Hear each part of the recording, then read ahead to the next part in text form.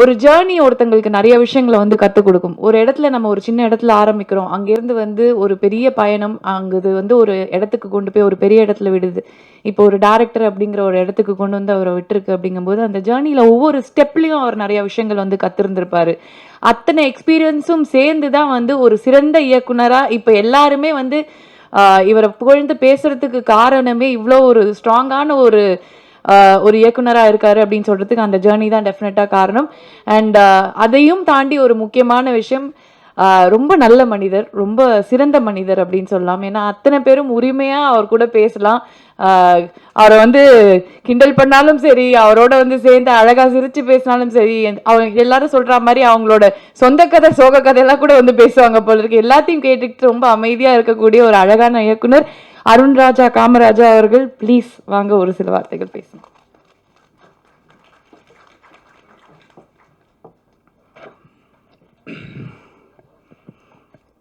எல்லாருக்கும் வணக்கம். First stage இங்கே தான் நான் பேசினேன், ஞாபகம் இருக்குது.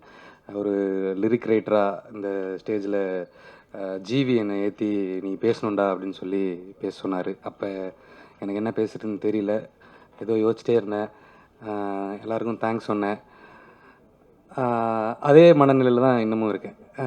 இதே ஸ்டேஜில் ஏறி என்ன பேசுகிறதுன்னு தெரில. தேங்க்ஸ் சொல்கிற மீட்டுன்றதுனால கண்டிப்பாக எல்லாருக்குமே தேங்க்ஸ் சொல்லணும். ஏன்னா இந்த படம் வந்து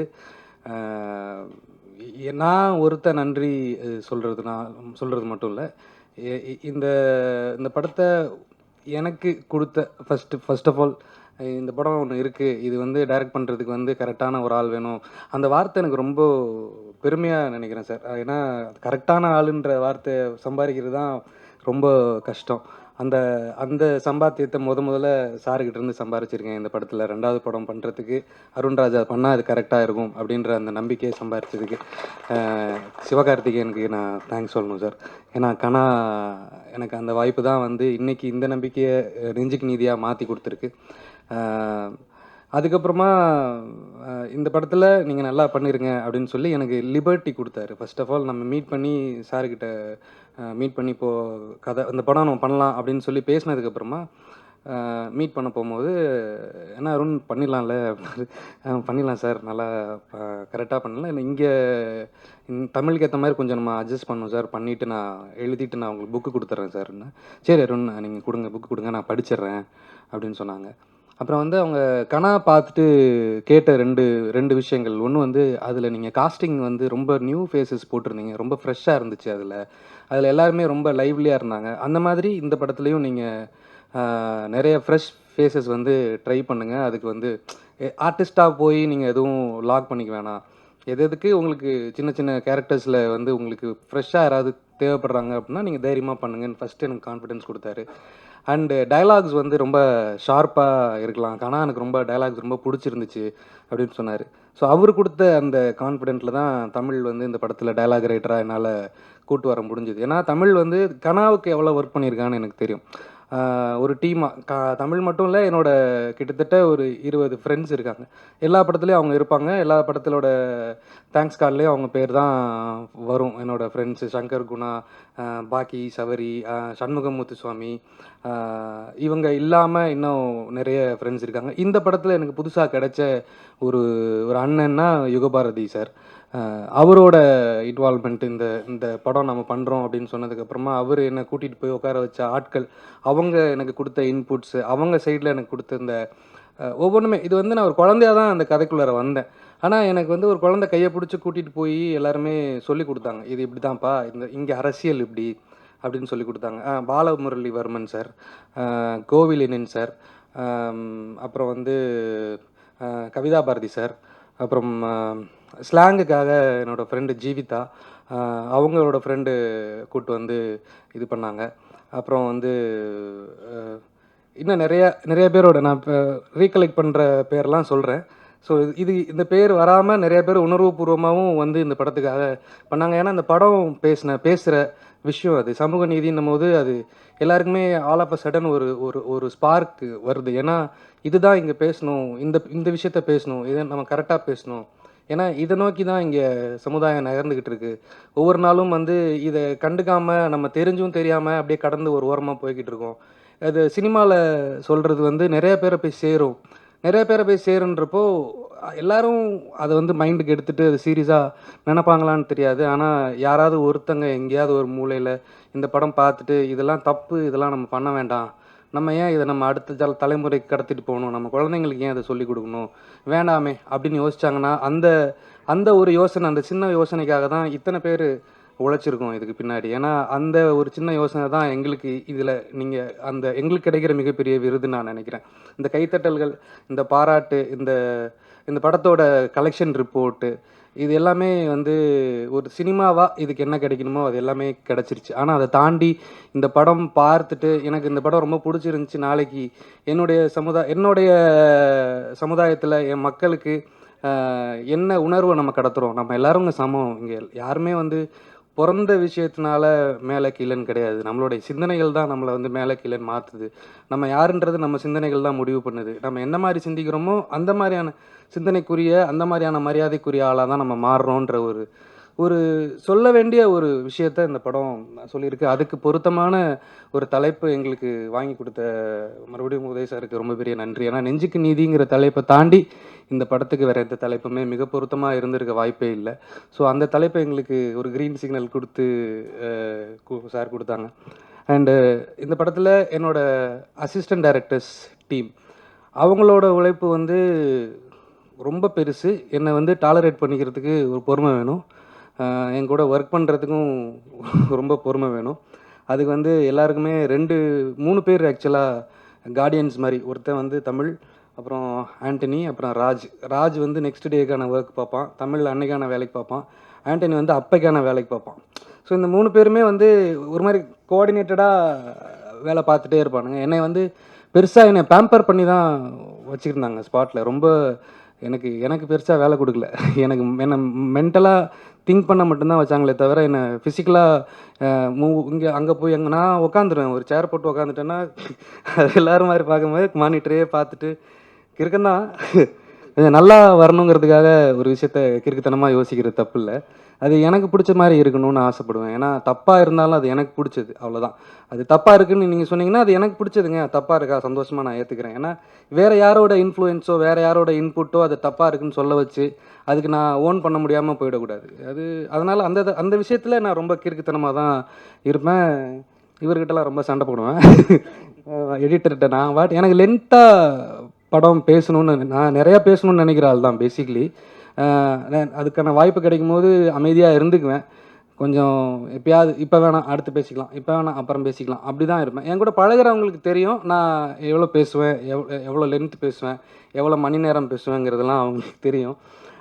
பட் அந்த அந்த ஸ்கோப்பில் ஒரு படமாக பார்க்கும்போது நம்ம படம் வந்து ஆடியன்ஸ் கிட்ட கம்யூனிகேட் பண்ண போகுது. ஏன்னா நம்ம வந்து ஒரு இந்த படத்தில் என்டர்டெயின்மெண்ட்டுன்னு ஒன்றுமே கிடையாது. சார் ஃபஸ்ட்டு கேட்ட கேள்வி தான், எப்படி வரும்னு, பாட்டு எதுவும் இல்லை, ஃபைட்டும் இல்லை, எப்படி சரியாக வந்துருமா அப்படிதான் கேட்டார்.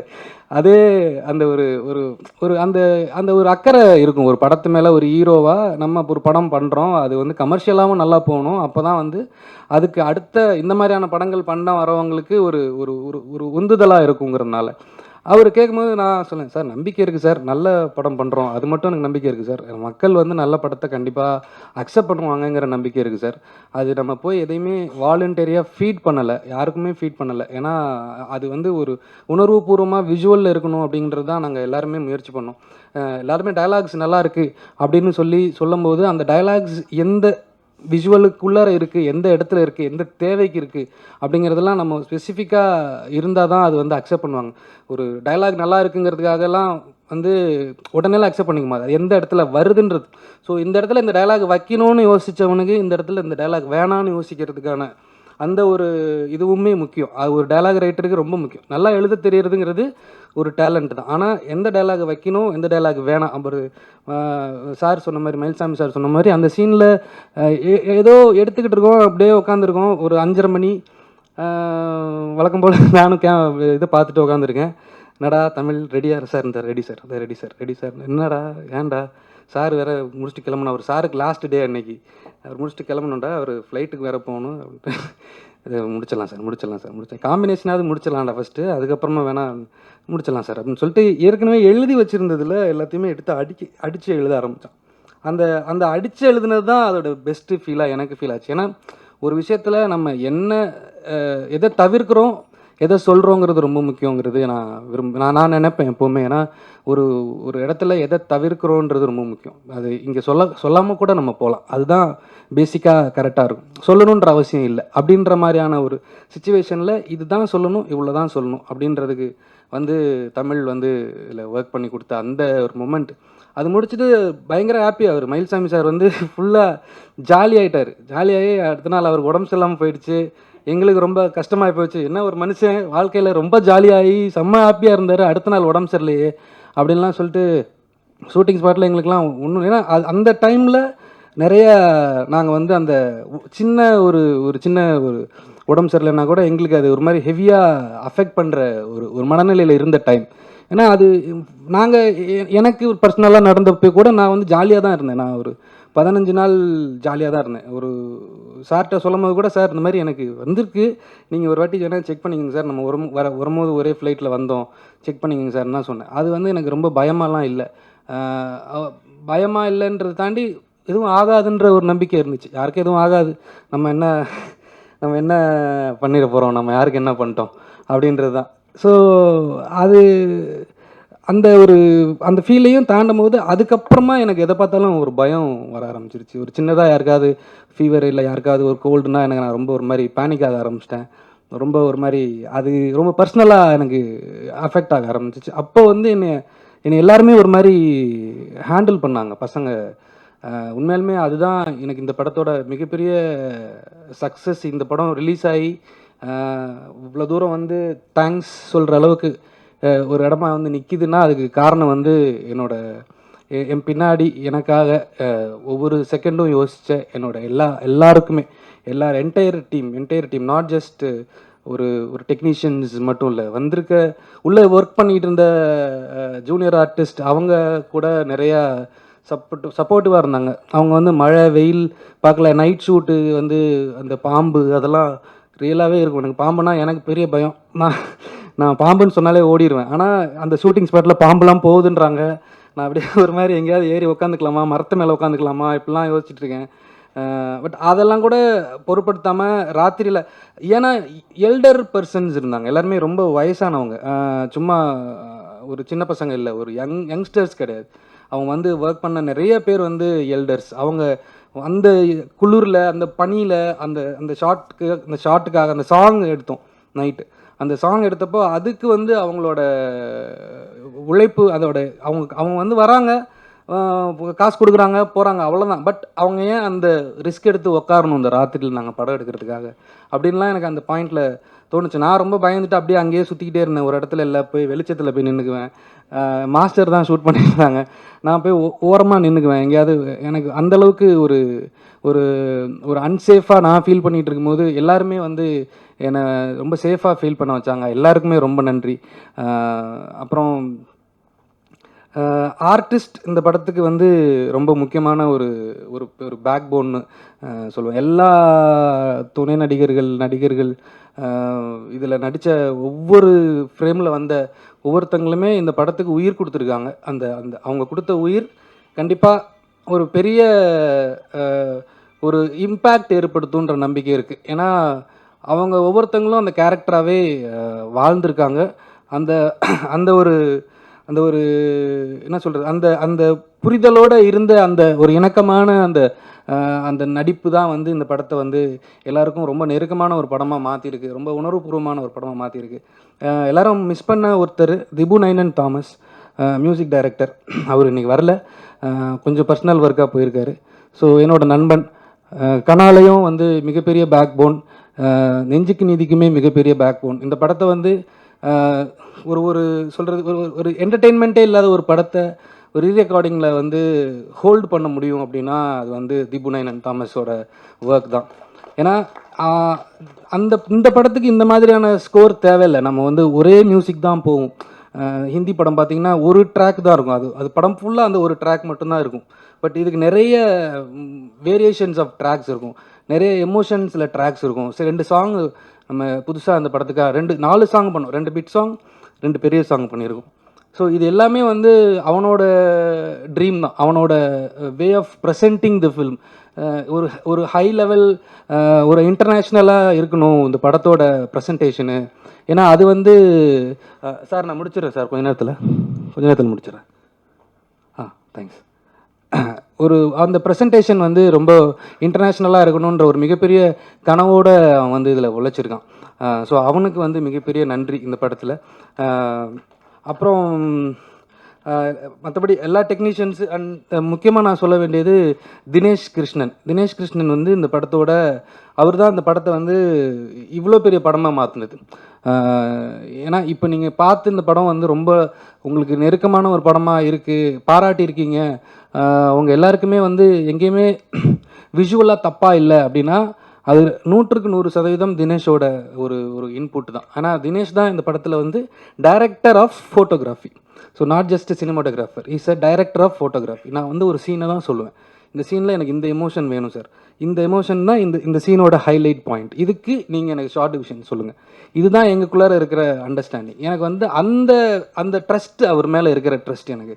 ஏன்னா ஒரு ஒரு ஒரு சீனை தினேஷோட பாயிண்ட் ஆஃப் வியூவில் நாங்கள் யாருமே பார்க்க மாட்டோம். எழுதும் போது எனக்கும் சரி, டயலாக்ஸ் பண்ணும்போது தமிழுக்கும் சரி, தினேஷோட பாயிண்ட் ஆஃப் வியூவோட நாங்கள் பார்க்கவே மாட்டோம். எங்களுக்கு ஒரு கதை, ஒரு ட்ராமா, ஒரு ஒரு ஃபீல், இந்த ஃபீல்டில் இது என்னவா இருக்க போகுது அப்படின்றது தான் நாங்கள் பார்ப்போம். பட் தினேஷ் வந்து அதை சினிமேட்டிக்காக கன்வெர்ட் பண்ணி அதை வந்து ப்ரெசென்ட் பண்ணுறதுல வந்து இஸ் மாஸ்டர். இப்போ இருக்கிற ஒரு ஸ்டேஜில் எனக்கு தெரிஞ்சு one of the best visual story teller வந்து தினேஷ் கிருஷ்ணன். ஸோ எனக்கு வந்து அவருக்கு ரொம்ப பெரிய தேங்க்ஸ் சொல்லணுன்றது ஆசை. அண்டு எல்லாத்துக்குமே ராகுல், நீங்கள் உங்கள் கால் தான் இந்த படத்தோட இவ்வளோ பெரிய இடத்துக்கு வந்து நின்னதுக்கான ரீசன். ஏன்னா இல்லைன்னா நான் இந்த படம் பண்ணியிருக்கவே மாட்டேன். நான் வேறு படம் கமிட் ஆகி நான் அதில் ஸ்கிரிப்ட் ஒர்க் பண்ணிகிட்டு இருந்த டைம்.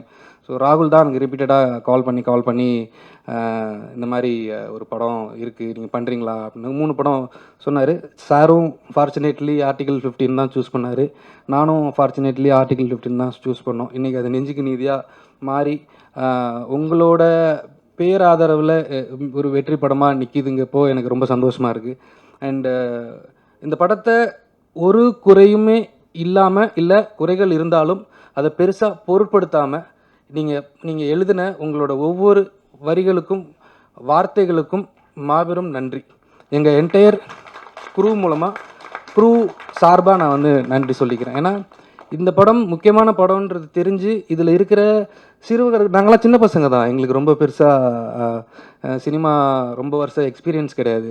என்னோடய 2வது படம், இந்த டயலாக் ரைட்டோட ஃபஸ்ட்டு டயலாக் ரைட்டிங்கில் ஒரு படம், இவ்வளோ தான். எங்களோட கோர் டீமுக்குள்ளார நாங்கள் இவ்வளோ தான் இருக்கோம், சின்ன பசங்க. என்னோடய அசிஸ்டன்ஸ் எல்லாமே ஃபஸ்ட் ஃபிலிம் ஹோல்டர்ஸ் இருக்காங்க, 2 படம் 3 படம் ஒர்க் பண்ண பசங்க இருக்காங்க, அவ்வளோதான். ஆனால் எங்கள் மேலே இவ்வளோ பெரிய நம்பிக்கையும் பொறுப்பும் கொடுத்து இதை எங்களால் பண்ண முடியுங்கிற ஒரு விஷயத்தை நாங்கள் பண்ணி காமிக்கும் போது, சின்ன பசங்க ஒரு நல்ல படம் பண்ணியிருக்கானுங்கன்னு சொல்லி நீங்கள் கைத்தட்டி பாராட்டினது, எழுதின ஒவ்வொரு வார்த்தையும் எங்களுக்கு மிகப்பெரிய விருது, மிகப்பெரிய மறக்க முடியாத, இது வந்து அடுத்த எங்களை இன்னும் ஊக்கப்படுத்தும். இது எங்களுக்கு இங்கே ரொம்ப பெரிய ஊக்கத்தை ஏற்படுத்தும். ஏன்னா ஒரு ப்ராடக்டை சரியாக கொண்டு போய் சரியான ஒரு கண்ணோட்டத்தோடு நம்ம எடுத்தோம், அணுகணும் அப்படின்னா அது வந்து எல்லாராலையும், பெரிய பெரிய ஜாம்பவான்களையே போட்டு கிள்ளிக்கிறவங்களாலையும் பாராட்ட முடியும் அப்படின்ற ஒரு விஷயத்தை எங்களுக்கு நீங்கள் கொடுத்த இந்த நம்பிக்கைக்கு ரொம்ப பெரிய நன்றி. அப்புறம் வந்து எல்லாருக்கும் சொல்லிட்டேன்னு நினைக்கிறேன். என்னோடய ஒய்ஃப், அவங்களுக்கு ரொம்ப பெரிய நன்றி. நன்றிங்கிறது என்னை வந்து இந்த படம் பண்ண சொல்லி ரொம்ப இன்சிஸ்ட் பண்ணதுக்கு. இந்த படம் பண்ணு. நான் பிகினிங்கில் பயந்தேன், ஏன்னா இது வந்து ரொம்ப பர்சனலான விஷயம் தான். பட் பரவாயில்ல, இது இந்த ஸ்டேஜில் பேசலைன்னா எங்கே பேச முடியும். அந்த படம் பண்ணுறோமே, இங்கே வந்து இது வந்து ரொம்ப சென்சிட்டிவான படம், நம்ம யார் நீ யாருன்னெலாம் பேசுவாங்க, அப்படிலாம் யோசிக்காத, நீ யாராக வேணால் இருக்கலாம், என்னவா வேணால் இருக்கலாம், அது பிரச்சனை இல்லை, நம்ம என்ன பேசுகிறோன்றது தான் விஷயம். நீ வந்து இந்த படம் சொல்கிற, நீ யாரையுமே எதையுமே தப்புன்னு சொல்ல போகிறதில்ல, அதோட சாராம்சம் அதுக்குள்ளே இருக்கிற அந்த அந்த அந்த அநீதியை தான் நம்ம கேள்வி கேட்குறோம். ஒரு அநீதியை கேள்வி கேட்குறவன் யாராக வேணா இருக்கலாம், நீ நீ நீ யாராக இருந்தாலும் அவங்க ஏற்றுக்குவாங்க. நீ தயவுசெய்து இந்த படம் பண்ணுன்னு சொல்லி எனக்கு வந்து மாரல் சப்போர்ட் ஃபஸ்ட்டு கொடுத்த என்னோட ஒய்ஃப், அவங்களுக்கு ரொம்ப பெரிய நன்றி. அப்புறம் என்னோட அப்பா அம்மா இது வரைக்கும் அவங்களுக்கு நான் தேங்க்ஸ் சொன்னதே இல்லை, அவங்களுக்கும் ரொம்ப பெரிய நன்றி. என்னோட அண்ணன் அக்கா, என்னோட ஃபேமிலி, இதெல்லாம் நான் இது வரைக்கும் நான் பேசினதே இல்லை, இதெல்லாம் யார்கிட்டையுமே சொன்னதும் இல்லை. என்னோடய ஃபேமிலி, அவங்களுக்கு மிகப்பெரிய நன்றி. அப்புறம் அவ்வளோதான், எல்லாம் சொல்லிட்டேன்னு நினைக்கிறேன். இது வந்து நான் ஆடியோ லான்ச்சில் பேசாமல் விட்டேன், சாரி. அதனால் இப்போ நான் அதில் சொல்ல வேண்டிய எல்லாம் சொல்லணும்னு நினச்சிட்டு இருந்ததெல்லாம் நான் மொத்தமாக சேர்த்து உங்ககிட்ட சொல்லணுங்கிறதுக்காக ஒரு வாட்டி மறுபடியும் இந்த வெற்றிக்கு அப்புறமா என்னோடய அசிஸ்டன்ட்ஸ் இங்கே கூப்பிட்டு நிற்க வச்சு எல்லாரு கூடயும் ஒரு ஃபோட்டோ மறுபடியும் அதை எடுத்துக்கிறேன். எனக்கு அது ரொம்ப ஒரு முக்கியமான ஒரு விஷயமா நான் பார்க்குறேன். எனக்கு அவங்களோட என்ன தான் நான் திட்டியிருந்தாலும் அவங்கள நான் வந்து அசிங்கப்படுத்தியிருக்க மாட்டேன்னு நினைக்கிறேன். திட்டியிருந்தாலும் அதை வந்து மனசில் வச்சுக்காம கடைசி வரைக்கும் ரிலீஸ்க்கு அப்புறமும் இந்த படத்துக்காக எல்லா வேலைகள்லையும் இருந்து எல்லா விஷயங்களையும் பார்த்துக்கிட்டு, பேசிக்காக அந்த மாதிரியான பசங்க கிடைக்கிறது ரொம்ப கஷ்டம். ஐ திங்க் இந்த படத்தில் எனக்கு அது கிடச்சிருக்கு. ரொம்ப தேங்க்ஸ். அப்புறம் அரை மணி நேரம் பெஸ்ட்டுன்னு நினைக்கிறேன். சரி வாங்க, ஒரே ஒரு நிமிஷம் இது முடித்தோடனே, சார் பேசி முடித்தோடனே கடைசியாக எல்லோரும் ஒரு தடவை நம்ம அசிஸ்டன்ஸ் மட்டும் நின்று ஏறி ஒரு ஃபோட்டோ எடுத்துக்கலாம். ஏதோ சொல்லணும்னு தோணுச்சு, மறந்துட்டேன் sir, sorry sir. Thank you sir, thank you sir. ஏன்னா இது வந்து நீங்கள் எனக்கு கொடுத்த அந்த ஆப்பர்ச்சுனிட்டி, அது வந்து ஹோப்ஃபுல்லி எல்லோரும் சேர்ந்து அதை கரெக்டாக பண்ணியிருக்கோம், நியாயம் செஞ்சுருக்கோங்கிற நம்பிக்கை இருக்குது. அண்டு நிறையா உங்களுக்கு நீங்கள் கொடுத்த சப்போர்ட் வந்து இது வந்து இம்மென்ஸ். இந்த இம்மென்ஸான சப்போர்ட்டுக்கு நான் இன்னும் எவ்வளோ டைம் வேணாலும் நன்றி சொல்வேன். அதுக்கு மறுபடியும் கடைசியாக ஒரு நன்றி. Thank you so much.